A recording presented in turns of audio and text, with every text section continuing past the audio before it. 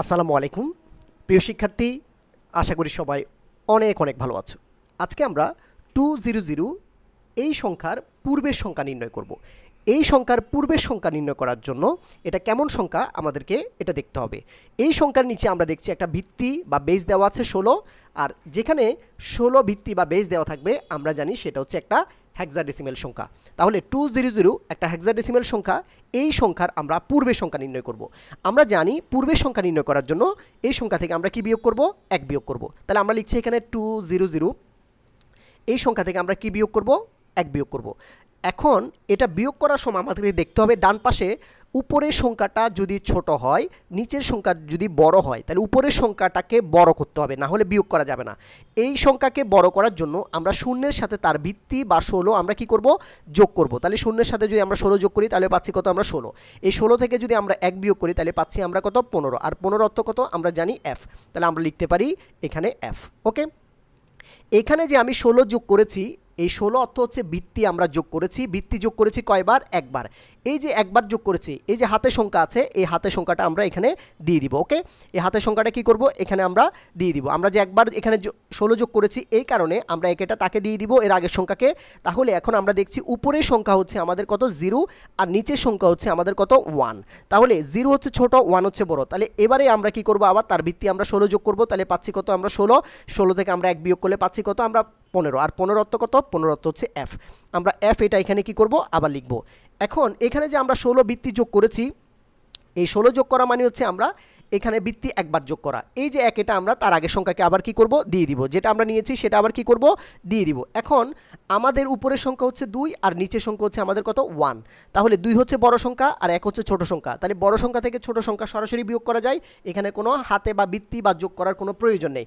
So এখানে 2 থেকে যদি আমরা 1 বিয়োগ করি পাচ্ছি কত? আমরা 1। তাহলে আমরা লিখতে পারি 1। তাহলে 200 এই হেক্সাডেসিমাল সংখ্যার পূর্বের সংখ্যা হচ্ছে 1ff।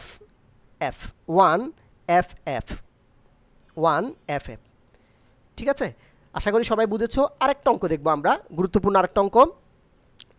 এখানে আমরা দেখছি একটা হেক্সাডেসিমাল সংখ্যা fd0।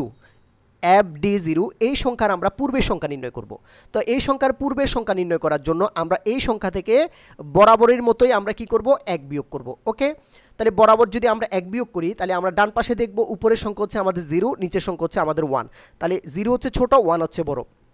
তাহলে এই 0কে বড় করতে হবে। তাহলে বড় করার জন্য কি করতে হবে? তার ভিত্তি 16 যোগ করতে হবে। তাহলে পাচ্ছি কত? আমরা 16। এই 16 থেকে 1 বিয়োগ করলে পাচ্ছি আমরা কত? 15। আর 15 অর্থ কত? 15 অর্থ হচ্ছে f। তাহলে আমরা এখানে লিখতে পারি f। ওকে, এরপরে আমরা এই যে ভিত্তি আমরা একবার যোগ করেছি, এই কারণে আমরা এই ভিত্তি একবার যোগ করার কারণে 1 এটা তার আগের সংখ্যাকে আমরা কি করব? নিচে আমরা বসিয়ে দেব। ওকে, এখন উপরের সংখ্যা কত? উপরের সংখ্যা হচ্ছে d, আর নিচের সংখ্যা হচ্ছে কত? 1। আর d অর্থ কত? আমরা জানি d অর্থ হচ্ছে আমাদের 13। 13 থেকে যদি আমরা 1 বিয়োগ করি তাহলে পাচ্ছি কত? আমরা 12। তাহলে 12 অর্থ কি? 12 অর্থ জানি আমরা c। তাহলে আমরা লিখতে পারি এই জায়গায় এটার অর্থ হচ্ছে এই c।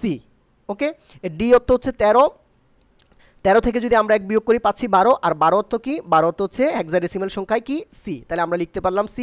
আর এখন আমরা d এর সাথে কোনো ভিত্তি যোগ করি নাই, d এর সাথে আমরা কোনো ভিত্তি যোগ করি নাই। এই কারণে এখানে তার আগের সংখ্যার নিচে আমরা 1 লিখতে পারবো না। যেটা আমরা নিয়েছি সেটা আমরা দিতে পারবো না, কারণ এখানে আমরা কোনো সংখ্যাই নিই নাই। এই কারণে আমরা কোনো সংখ্যা তাকে কি করব? দিব না এখানে। তাহলে এখানে উপরে আছে f, নিচে কোনো সংখ্যাই নেই বা 0 আছে। তাহলে f থেকে যদি আমরা 0 বিয়োগ করি তাহলে পাচ্ছি আমরা f। তাহলে আমরা আনসার পাচ্ছি কি? fd0 এই সংখ্যার পূর্বের সংখ্যা হচ্ছে fcf। ওকে, fcf। আশা করি সবাই বুঝেছো। ধন্যবাদ সাথে থাকার জন্য। আসসালামু আলাইকুম।